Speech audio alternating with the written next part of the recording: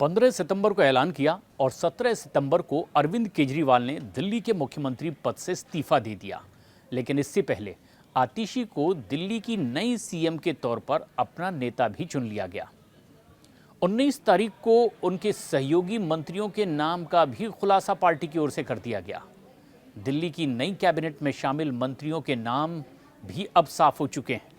आम आदमी पार्टी की ओर से दरअसल इन नामों को लेकर कोशिश ये है कि आगामी विधानसभा चुनाव के मद्देनजर सारे सियासी समीकरण का संतुलन बनाया जाए और आतिशी की यही कोशिश है कि जब तक वो मुख्यमंत्री पद पर हैं, यानी कि अगले विधानसभा चुनाव तक, तब तक एक ऐसा समीकरण बनाया जाए जिससे कि तमाम जाति और वर्गों का संतुलन दिखाई दे और इसके जरिए एक नया संदेश देने की कोशिश भी हो दिल्ली राज्य के विधानसभा चुनाव से पहले यहाँ के मतदाताओं के लिए।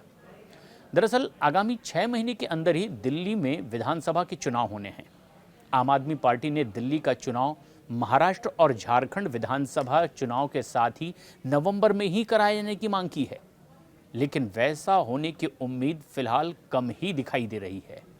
और यही वजह है कि पार्टी ने दिल्ली की नई कैबिनेट के गठन में ज़्यादा एक्सपेरिमेंट करने की भी कोशिश नहीं की है।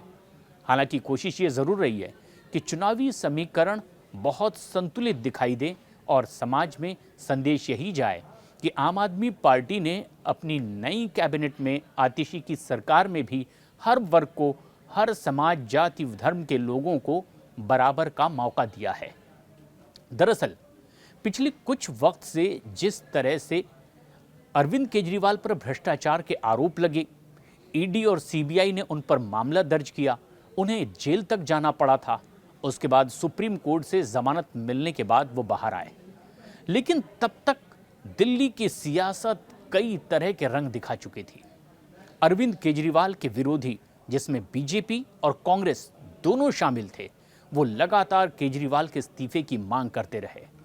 वजह यही थी कि वो जेल में बंद थे और विरोधियों का दावा यह था कि जेल से आखिर सरकार कैसे चलाई जा सकती है। उनके करीबी जिस तरह से बाहर प्रचार कर रहे थे, वो आम आदमी पार्टी के विरोधियों पर राजनीतिक कदम उठाकर साजिशन अरविंद केजरीवाल को फंसाने के आरोप लगा रहे थे। लेकिन उधर कानूनी कार्रवाई आगे बढ़ रही थी और 5 महीने से भी ज़्यादा वक्त अरविंद केजरीवाल को जेल में रहना पड़ा।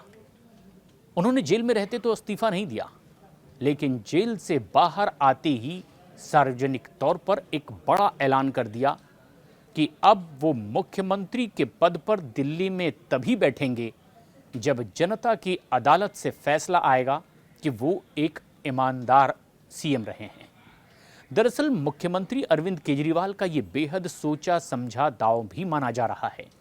जिस तरह से ईडी और सीबीआई की ओर से उन पर भ्रष्टाचार के आरोपों के तहत कई संगीन आरोप लगे, उससे उनकी छवि पर एक डेंट लगा। बहुत नज़दीक विधानसभा के चुनाव भी है और इसका कहीं खामियाजा आम आदमी पार्टी को ना उठाना पड़े, उसके लिए आतिशी समेत अरविंद केजरीवाल के जितने और करीबी रहे या मंत्रिमंडल के साथी रहे, वो लगातार कुछ ना कुछ कवायद करते रहे। लेकिन बड़ा कदम अरविंद केजरीवाल ने ही उठाया अपने पद से इस्तीफा देने का। उन्होंने कहा कि अब जब तक कि दिल्ली के विधानसभा चुनाव नहीं हो जाते और दिल्ली की जनता उन्हें ईमानदार शख्स के तौर पर फिर से चुनकर मुख्यमंत्री के पद पर नहीं पदासीन करवाती, तब तक वो इस पर नहीं बैठेंगे और इसके लिए अब उन्हें अपना उत्तराधिकारी चुनना था।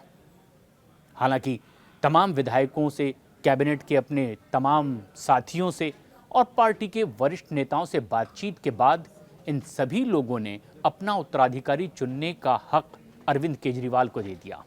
अरविंद केजरीवाल ने चुना आतिशी को और अब आतिशी पर एक बड़ी जिम्मेदारी थी कि अपनी कैबिनेट में वो किन को साथ रखेंगी।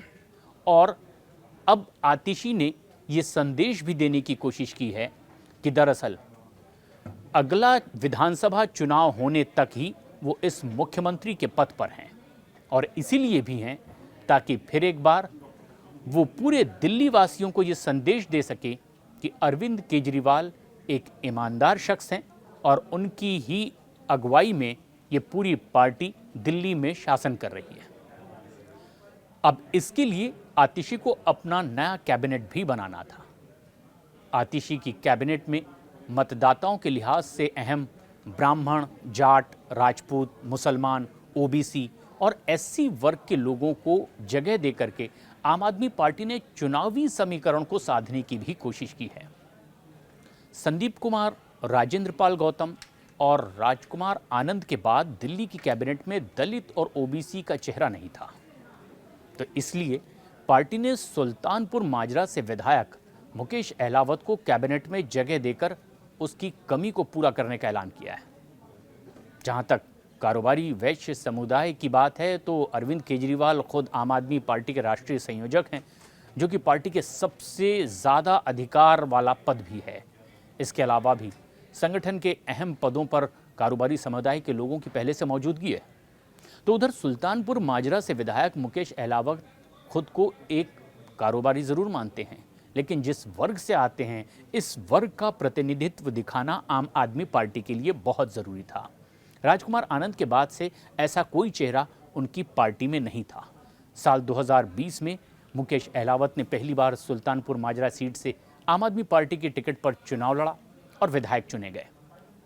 आतिशी की कैबिनेट में पार्टी के दलित समुदाय के कई वरिष्ठ नेताओं को दरकिनार करके मंत्रिमंडल में शामिल करने का फैसला बहुत अहम भी था। दरअसल मुकेश अहलावत को जोड़ करके एक तरह से बहुत से समीकरणों को साधने की कोशिश भी आतिशी की ओर से की जा रही है। हालांकि उनकी कैबिनेट में कुछ और बड़े नाम जरूर हैं। पहले से ही 4 मंत्रियों को बरकरार रखा गया है। आतिशी की कैबिनेट में गोपाल राय, कैलाश गहलोत, सौरभ भारद्वाज और इमरान हुसैन ज़रूर शामिल होंगे। इमरान हुसैन की मौजूदगी ये बताती है कि दरअसल आम आदमी पार्टी भविष्य में होने वाले विधानसभा चुनाव को लेकर के बहुत सधे हुए कदम उठाना चाहती है। आतिशी ने हालांकि ये बात ज़रूर कही है कि दिल्ली की नई सीएम के तौर पर वो तब तक हैं जब तक कि अगला विधानसभा चुनाव नहीं होता, और जिम्मेदारी उनकी ये है कि अरविंद केजरीवाल को एक ईमानदार और योग्य नेता के तौर पर फिर से चुनाव में जिता कर लाया जाए। कुछ ही महीनों की ये जिम्मेदारी उन्होंने स्वीकार ज़रूर की है, लेकिन आतिशी ने यह साफ कर दिया कि इस पद पर उनके रहने का सिर्फ एक ही लक्ष्य है कि वो अरविंद केजरीवाल को एक बार फिर दिल्ली का मुख्यमंत्री बनाना चाहती हैं। और जब तक ये बड़ी जिम्मेदारी वो संभाल रही हैं, उन्होंने कहा कि सिर्फ एक ही लक्ष्य होगा, दिल्ली के लोगों की रक्षा और अरविंद केजरीवाल के मार्गदर्शन में सरकार चलाना। इसके पहले केजरीवाल के भी मंत्रिमंडल में जिन लोगों का जिक्र किया गया, उनकी मौजूदगी तो आतिशी की सरकार में भी होगी, जिसमें कि कई बड़े नाम भी हैं। लेकिन क्योंकि वो अरविंद केजरीवाल के काफ़ी विश्वस्त हैं, पार्टी के वरिष्ठ नेता हैं, अलग अलग समाज और वर्ग से आने वाले ये नेता हैं, इसीलिए इस मंत्रिमंडल का रूप जनता को ये दिखाने की भी कोशिश है कि समाज के हर वर्ग को इसमें प्रतिनिधित्व दिया गया है। और आतिशी की भी कुछ यही कोशिश है अपने इस नए मंत्रिमंडल के नामों को लेकर के।